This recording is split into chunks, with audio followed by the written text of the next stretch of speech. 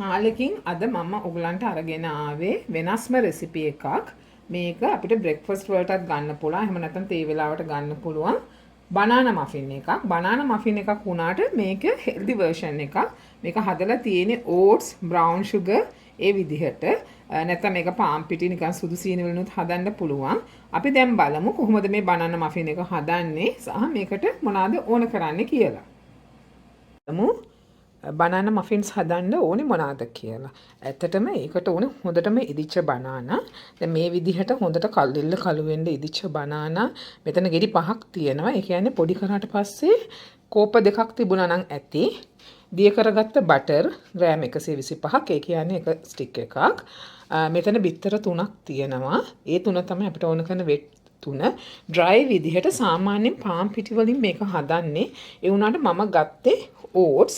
දැන් මේ ඕට්ස් එක පොඩක් කෑලි කෑලි වගේ තියෙන හින්දා සාමාන්‍ය ඕට්ස් එක මේ වගේනේ තියෙන ක්වික් ඕට්ස් එක මම ඒක බ්ලෙන්ඩ් එකට දාලා පවුඩර් කරා. ඊට පස්සේ ඒකට බේකින් සෝඩයි බේකින් පවුඩර් ඕන වෙනවා. වැනිලා ඕන වෙනවා. ඊට අමතරව අපිට ඔප්ෂනල් විදිහට ඒක කැමති නම් දාන්න පුළුවන් නැත්නම් නිකන් ඉන්න පුළුවන්.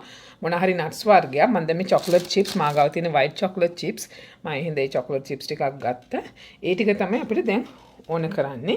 අපි ඊට පස්සේ බලමු කොහොමද දැන් මේ බනානා මෆින් එක හදන්නේ කියලා. අමර කියන්න මතකුණා මම බ්‍රවුන් සුගර් කිව්වද? බ්‍රවුන් සුගර් ගන්නවා. මේකට අපි වයිට් සුගර් ගන්නත් පුළුවන්. ඒ වුණාට මම පාවිච්චි කරන්නේ බ්‍රවුන් සුගර් එක. දැන් අපි බලමු කොහොමද මේක හදන්නේ කියලා. මේක හරිම ලේසි. මේක හරිම බ්‍රෙක්ෆාස්ට් එකට යූස් කරන්න පුළුවන්. ඒ වගේම දැන් මේක හෙල්දි වර්ෂන් එකක් තමයි මම කරන්න යන්නේ.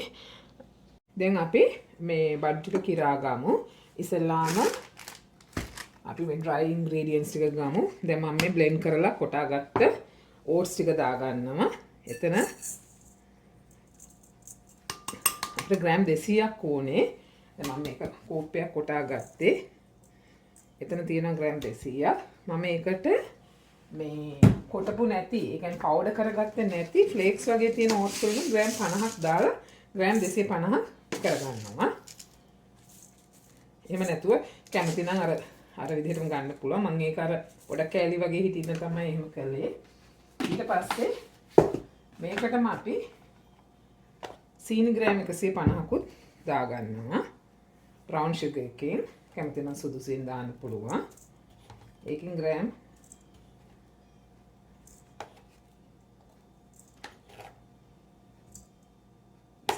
තියෙනවා. ඊට පස්සේ මේකට බේකින් පවුඩර් වලින් තේ හැන්දකුයි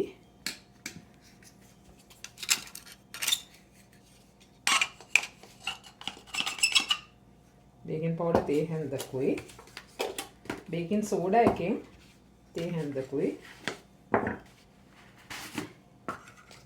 මේක ටිකක් පිපෙන්න ඕනේ. එහෙනම් තමයි අපි එහෙම දාන්නේ.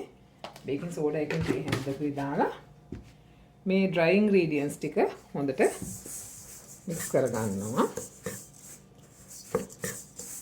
mix කරලා අපි ඒක පැත්තකින් තියාගන්නවා.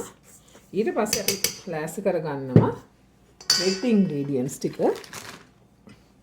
ඒකට අපි දැන් බනානා ටික ලෙල්ල යවලා හොඳට මම මේකට පාවිච්චි කරන්නේ potato smash එකක්. එහෙම නැත්නම් අපිට පුළුවන් මේක මේ ගෑරුප්පුවකින් පොඩි කරගන්නත් පුළුවන්. මේක හොඳට පොඩි කරගන්නවා. ඒක ඉදිලා වැඩි වෙච්ච එකෙන් තමයි කරන්න ඕනේ. බැරි වෙලා හරි මෙහෙම ඉදිලා නැති බනානා තියෙනවනම් අපිට පුළුවන් ලෙල්ල පිටින් ට්‍රේ එකක තියලා බනානා oven එකේ දාලා විනාඩියක් විතර විනාඩියක් මදි. විනාඩි 5ක් විතර තියලා ගත්තාම ලෙල්ල කළු වෙලා එනවා. ඇතුළ මෙහෙම පොඩි කරගන්න පුළුවන්. ඒක එච්චර කරදර වෙන්න ඕනේ ඕන වෙලාවක දැන් ගෙදර කෙසෙල් කනක් වගේ වැටුනොත් එහෙම කර කියා ගන්න නැති වෙන ඉදිච්ච කෙසෙල් ගෙඩි තියෙනවනේ.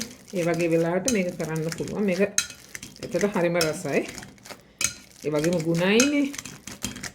අපි මේක හොඳට කැමති නම් කෑලි කෑලි හිටින්න ගන්න පුළුවන්. එහෙම නැත්නම් හොඳටම බටර් වගේ හිටින්න පොඩි කර ගන්න පුළුවන්. ඊට පස්සේ මේ පොඩි කරගත්ත එකට දිය කරගත්ත බටර් ග්‍රෑම් 125. මේ වෙනුවට vegetable oil පාවිච්චි කරන්න පුළුවන්. කැමති නම් healthy option එකක් විදිහට olive oil පාවිච්චි කරන්න පුළුවන්. මම නම් කැමති බටර් රහට. ඒ හින්දා මම දාන්නේ බටර්. ඒ වගේ මම මේකට ලුණු එකතු කරන්නේ හේතුව මම පාවිච්චි කරන්නේ salted butter හින්දා.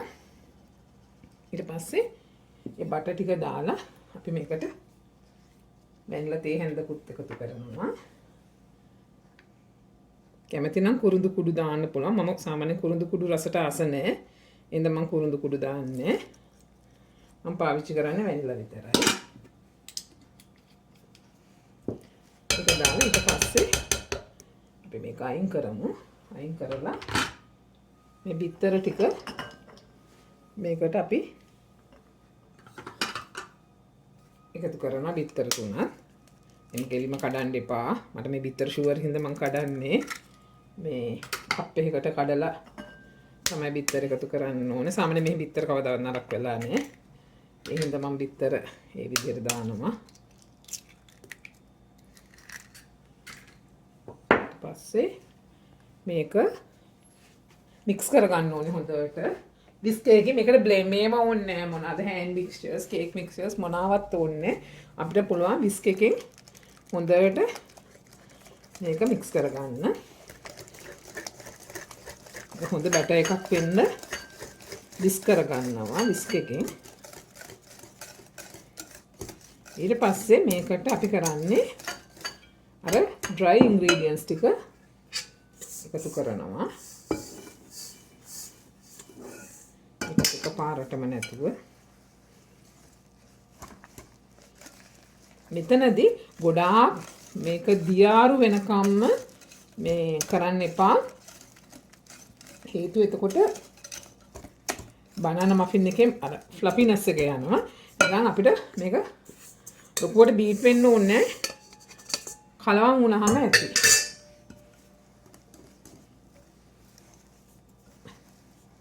විස්ක් එකෙන්ම කරන්න පුළුවන්. දැන් මේ වෙලාවේ අපිට පුළුවන් අපිට කැමති දේ දාන්න. දැන් මම මේකට කැෂු නට්ස් කෝප භාගයක් එකතු කරනවා. ඒ වගේම චොක්ලට් චිප්ස් කැමති නම් මේවා එකක් මේ දෙකෙන් එකක්වත් නැතුව හදන්නත් පුළුවන්. මම නමුත් දැන් මෙතන මේ දෙක තියෙන හින්දා මේ දෙකත් එකතු කරනවා. ඒකවල මේක හොඳට කලවම් කරගෙන ඊට පස්සේ අපිට තියෙන්නේ මේක මේ ඇති කලවම් කරනවා. වැඩි කලවම් කරන්න හොඳ නැහැ.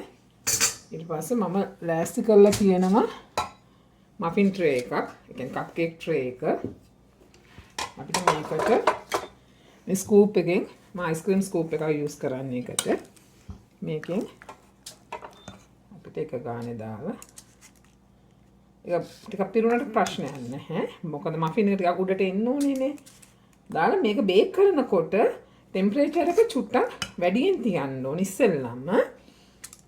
මේ ෆැරන්හයිට් නම් 425 විනාඩි 5ක් විතර තියලා ඊට පස්සේ ටෙම්පරේචර් එක 350ට අඩු කරලා විනාඩි 15ක් බේක් කරන්න ඕනේ. අර හොඳට රයිස් වෙනවා ඉස්සෙල්ලාම ලොකු ටෙම්පරේචර් එකකින් තිබ්බහම සෙන්ටිග්‍රේඩ් නම් මම හිතන්නේ 200. මම ඒක හරියට බලලා කියන්න. මම දාන්න ඩිස්ක්‍රිප්ෂන් බොක්ස් එකේ සෙන්ටිග්‍රේඩ් වලින් කීයද කියලා. ඒ කියන්නේ මුලින් 200ට තියලා ඊට පස්සේ ඒක අඩු කරලා අපි සාමාන්‍ය කේක් එකක් බේක් කරන 180 වෙනේ. 180ට තිබ්බහම හරි. ඊට පස්සේ මේක අපි oven එකට දාමු. මෙතන මේ ප්‍රමාණ වලින් 12කට වැඩි එනවා.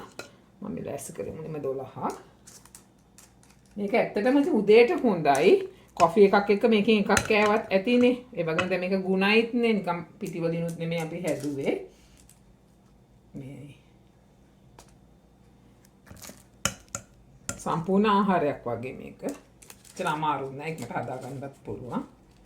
හදලා ඒ වගේම මේක ෆ්‍රීස් කරන්නත් පුළුවන්. තියා ගන්න පුළුවන් කල්. මේ ෆ්‍රීස් කරලා මයික්‍රෝවේව් කරලා කන්නත් පුළුවන්. දැන් අපි ඊට පස්සේ මේක බේක් කරලා බලමු. දැන් මේ තියෙන්නේ අපි බේක් කරගත්ත බනානා මෆින් එක, බනානා නට් මෆින් එක. අපි මේකට ඕට්ස් දාපු හින්දා තමයි අර මෙහෙම ගොඩක් උඩට පිම්බිලා ඇවිල්ලා නැත්තේ. දැන් පිටි වලින් හැදුවා නම් එහෙම පිම්බිලා එනවා. ඒ වුණාට මේක හරීම රසයි, හරීම සොෆ්ට්. මෙහෙම ඇල්ලුවාම ඒක තේරෙනවා. ඔහොම මම පෙන්නන්න එකක් හදලා. ඒක හරීම සොෆ්ට් වට තියෙනවා, හරීම මොයිස්ට්. මේ ඕනට වඩා බේක් කරන්න නරකයි. හරියට මේ ටෙම්පරේචර් එකේදී අපි ගන්න ඕනේ ඇතුළ චුට්ටක්. එතකොට අපේ ටූත් පික් එක ගෑවහම පොඩි තෙත ගතියක් තියෙනවා. ඒ වුණාට ඒක නිමෙනකොට හරියනවා. ඕනට වඩා ඩ්‍රයි කරන්නේ. ඒ විදිහට තමයි ගන්නෙ. ඉතින් දැන් මේ හැදුවේ අපි හෙල්දි version එකක් අපේ බනානා මෆින් වල. ඔයගලන්ටත් මේක හදලා රස බලන්න පුළුවන්. හොඳට ගෙදර ඉතුරු වෙච්ච කෙසෙල් ගෙඩි තියෙන වෙලාවක.